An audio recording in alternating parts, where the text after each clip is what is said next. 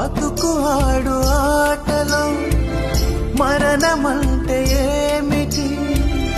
ఆటలోని అలుపు వంటి చిన్న మలుపులే జీవితాన్ని అందక జీవమెళ్ళిపోదులే, ఆరిపోని అణిగిపోని చిరంజీవిలే. తల నిండుగా శీసులే, ఇక నిండుగా ఆయుషులే. యముని పాశమే బిగుసుకున్నను. మరణమన్నది మరల జననమే.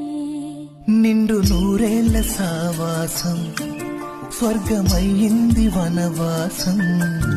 దండగుచ్చాను నా ప్రాణం వెండి వెన్నెల్ల కళ్యాణం.